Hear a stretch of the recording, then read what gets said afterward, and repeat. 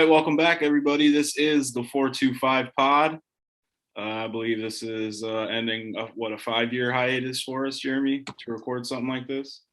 Audio, yes. It's been close to 5 years. Started in 17, probably ended in 18. So, Yeah. yeah, we're a little late to this game as far as Zoom goes and YouTube and all that. So we're gonna play around with some things. Just be patient with us as always.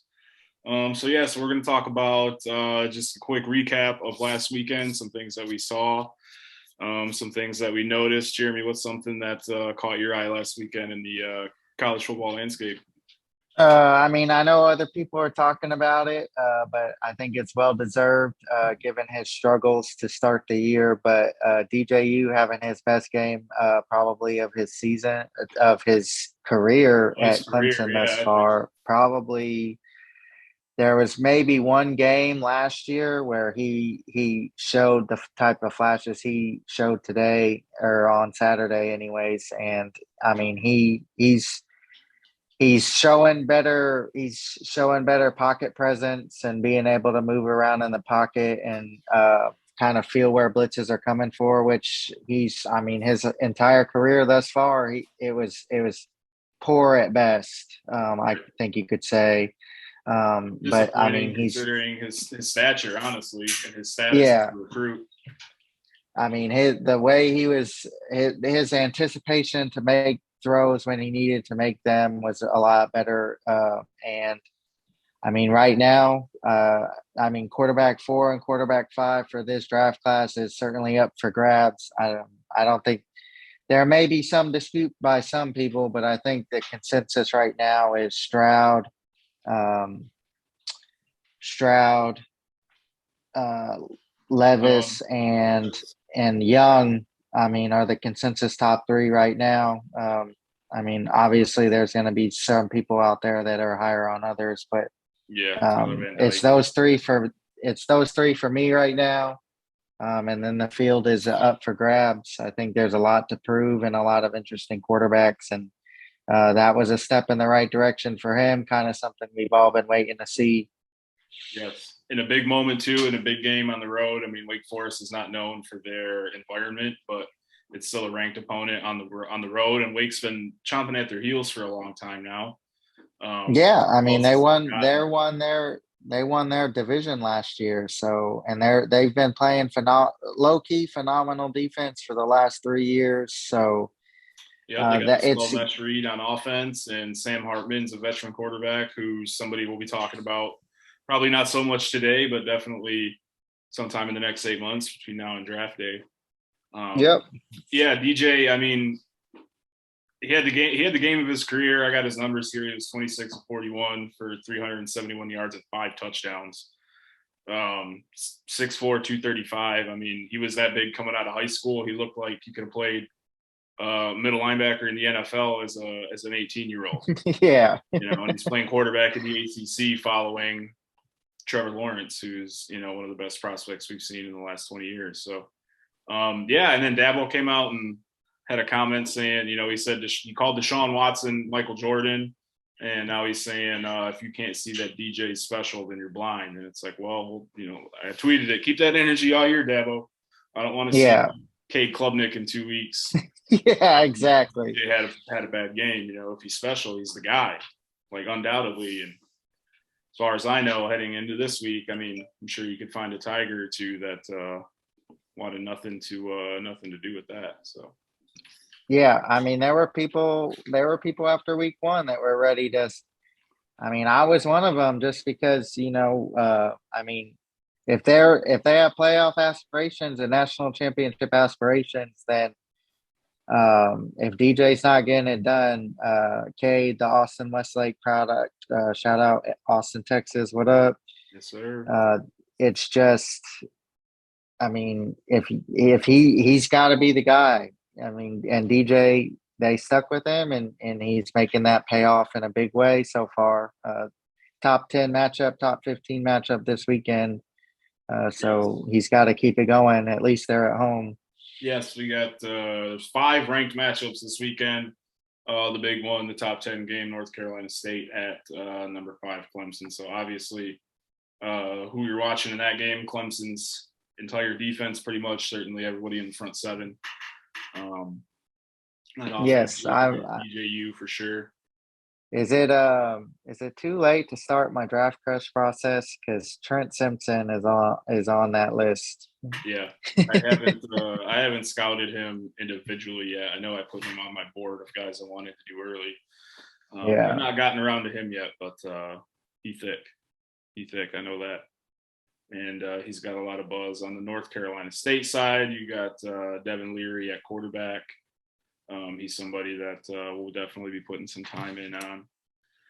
A game that couple games. We'll talk about these other ranked matchups here. Oklahoma State at Baylor. That's a rematch of the Big 12 title game. That one should be fun, right? You're a Big 12 guy living in Dallas from Austin. What do you think about that matchup?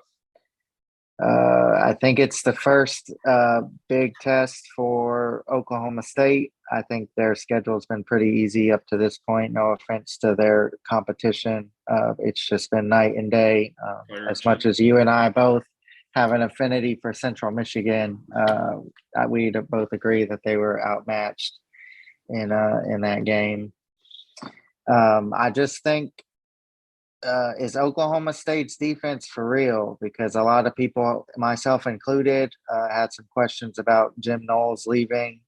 Obviously, bringing in Derek Mason was a huge deal. He's no slouch on the defensive side of the ball as well. And he's kind of picked up where they left off. They must have kept some of the terminology very similar for them to be playing as good out of the gates as they are. Mm-hmm. They've legit got 3 to 4 like NFL edge rushers like right now. So they're 3 of them are probably going to be in the draft this year. We'll be getting to them as the game goes. And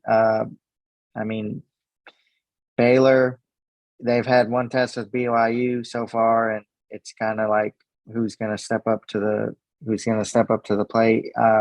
Who's for real here? Who's so for real? And then, we're looking at the winner here being the front runner for the Big 12, and certainly the best team in the Big 12 with. Excuse me, sir. Kansas would like a word. Kansas, Kansas would like a word. Kansas at 4-0. They're unranked. They should actually be ranked, I would say.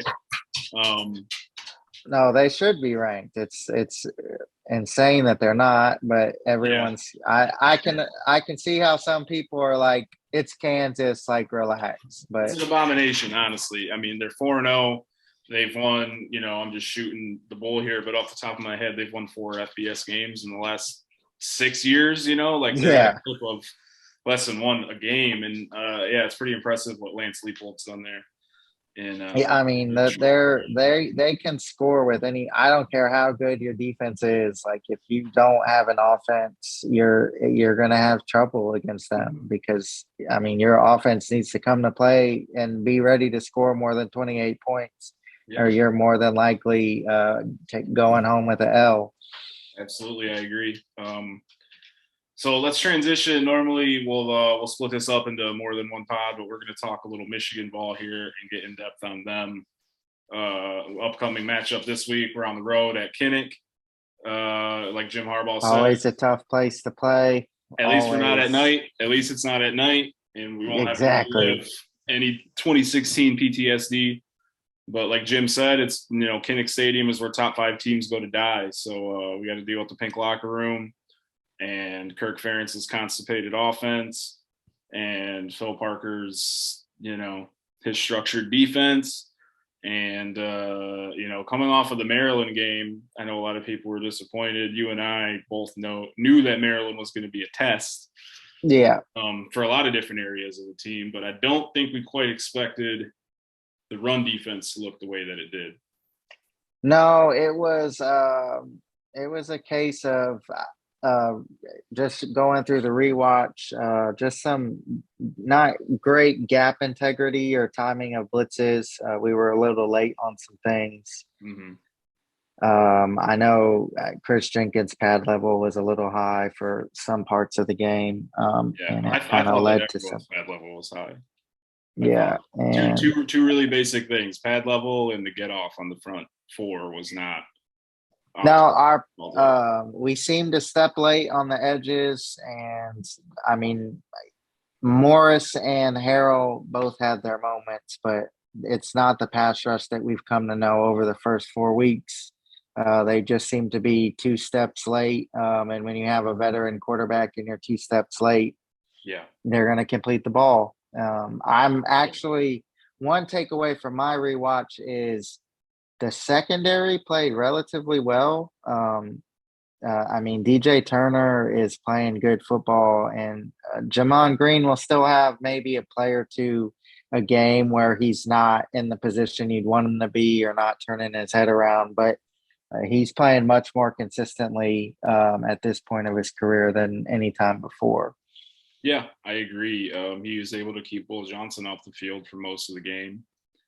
I keyed in. You and I talked earlier in the week. I keyed in on Mozzie most of his game, and he was pretty inconsistent. I know, like you said, it's kind of been the story of his career so far.